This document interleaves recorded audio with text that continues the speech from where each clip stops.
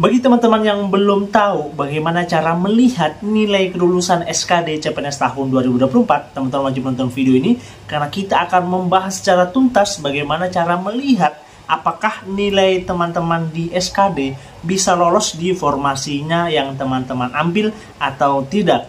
Simak video ini dari awal sampai selesai, jangan sampai teman-teman salah mengartikan video ini. Assalamualaikum warahmatullahi wabarakatuh. Kembali lagi di akun Mars Entertainment, akun edukasi informasi mengenai CPNS dan P3K tahun 2024. Nah, jadi pada video kali ini ya kita akan membahas ya bagaimana cara melihat nilai yang sudah atau yang lolos pada CPNS tahun 2024. Jadi sebelum masuk ke video ini, teman-teman jangan lupa like, share, dan subscribe karena 3 poin itu adalah penting bagi perkembangan akun channel pribadi kakak guys ya. Let's go, kita bahas di videonya. Oke. Sebenarnya mengenai nilai SKD itu ada 2 aturan ya, teman-teman harus tahu. Pertama, aturan di tim atau panitia seleksi SKD yakni BKN, sama peraturan dari instansinya masing-masing. Kalau SKD itu sudah jelas guys ya, ada namanya passing grade ya, atau ambang batas ya. Nah, untuk melihat ambang batas, teman-teman langsung saja lihat saya di Google. Saya coba kasih lihat temannya ya, bagaimana caranya untuk melihat ya.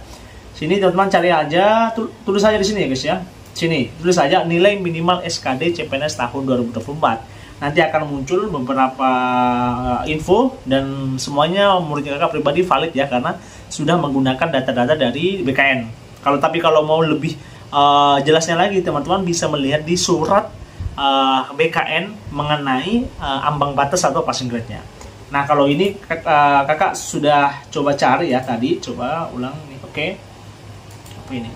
Oke, nah kalau ini ya, contohnya ini, kalau misalnya untuk passing grade atau ambang batasnya untuk TWK itu 65, untuk TIU itu 80, dan untuk TKP itu 166. Ini kalau umum, beda lagi dengan kebutuhan khusus dan sebagainya, atau putra-putri Kalimantan maupun putra-putri Papua dan Papua Barat, itu berbeda lagi. Teman-teman bisa cari saja nanti di suratnya BKN secara resminya guys ya, ada itu pembahasan mengenai khusus mengenai passing grade-nya. Silahkan nanti teman-teman cari aja di surat yang dikeluarkan oleh tim BKN.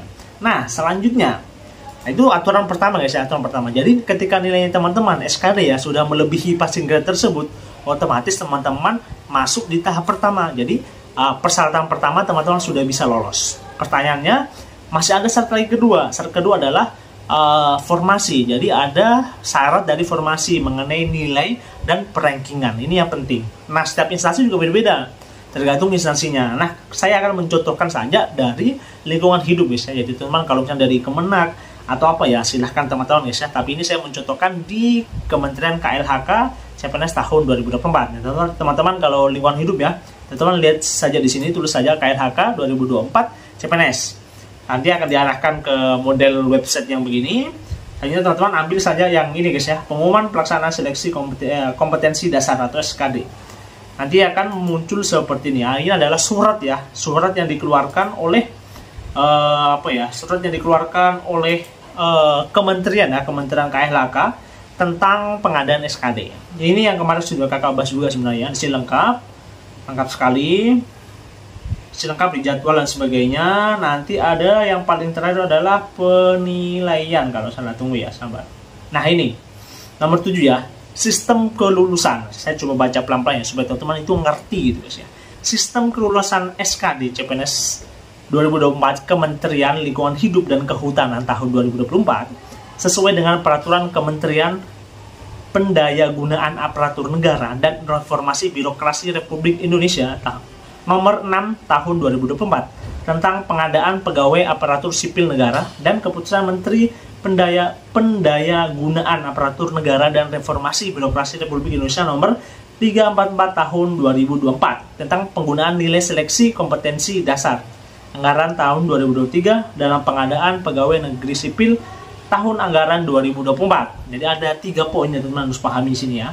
Yang pertama, pelamar yang menggunakan nilai SKD tahun anggaran 2023 dan pelamar yang mengikuti SKD tahun anggaran 2024 berhak mengikuti seleksi kompetisi bidang atau SKB ya, jika dinyatakan lolos SKD dan masuk ke dalam peringkat terbaik 3 ini ya, 3 kali ya, jelas ya, 3 kali jumlah kebutuhan jabatan setelah memenuhi nilai ambang batas pada jenis penetapan kebutuhan dilamar. Jadi ketika teman-teman sudah mengikuti passing grade-nya, teman-teman harus lihat yang lolos perankingan adalah 3 kali kebutuhan. Misalnya kebutuhannya itu di KLHK kan 4 ya, yang di Kota Makassar ke 4. Jadi otomatis yang masuk perankingan itu cuma 12.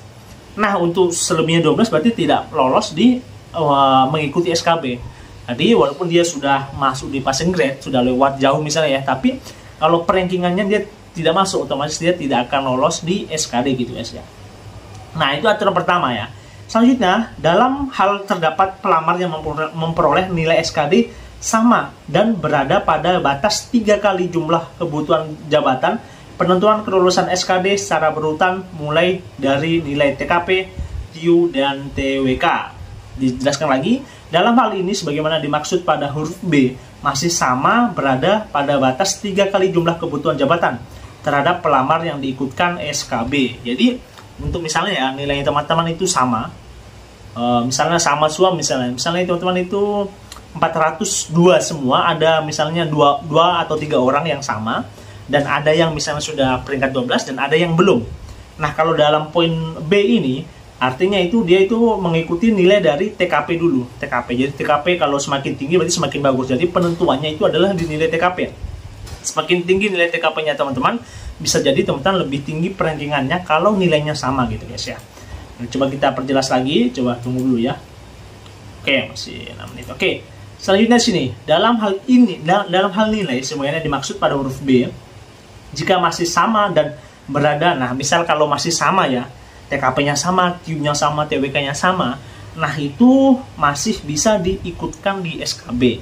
Ingat, masih bisa diikutkan SKB kalau sama-sama semua nilai TKP, TIU, dan TWK. Misalnya di peringkat ke 11, 12, sama 13 ya, 11 sama 12 itu sama persis, sama dengan 13 juga sama persis. Nanti berarti perankingannya nanti di SKB tidak berhenti di angka 12, tapi di angka 13 karena nilainya sama-sama persis dari TKP, TIU maupun TWK-nya gitu guys ya. Misalnya kejadian begitu. Nah, itu sebenarnya cara untuk melihat apakah teman-teman bisa lolos, atau dalam artian bisa melihat ya secara cepat apakah teman-teman bisa lolos atau tidak gitu guys ya. Nah, untuk melihat jumlah kebutuhannya teman-teman bisa lihat saja di akun SSCSN di sini. Lihat saja di sini ya, paling bawah saja di sini teman-teman nanti cari aja formasinya teman-teman, entah di KLHK lah, di Kemenak, di formasinya berapa, dibutuhkan berapa, ada semua di sini gitu ya. Tinggal tulis saja jenjang pendidikannya, program studi, instansi maupun jenis pengadaan. Nanti ada formasinya teman-teman gitu guys ya. Jadi sebenarnya untuk walaupun sekarang ya pengumuman masih belum ada karena tanggal 17 sampai 19 November itu baru pengumuman, tapi ya kita masih bisa melihat gitu ya apakah peluang kita lolos itu tinggi atau memang sudah jauh sekali gitu ya. Teman-teman bisalah menghitung sendirinya, tapi jangan sampai teman-teman tidak mempersiapkan diri untuk SKB, karena SKB itu lebih penting ya, karena dia 60% untuk penilaian gitu guys ya. Oke, mungkin sekian ya video dari kakak, kurang dan lebihnya mohon dimaafkan. Jika teman-teman misalnya nanti ya ada pertanyaan, silahkan di kolom komentar. Kalau misalnya teman-teman butuh penjelasan, silahkan di kolom komentar juga. Ini nanti akan kakak jawab sebisanya kakak. Oke, sekian. Assalamualaikum warahmatullahi wabarakatuh.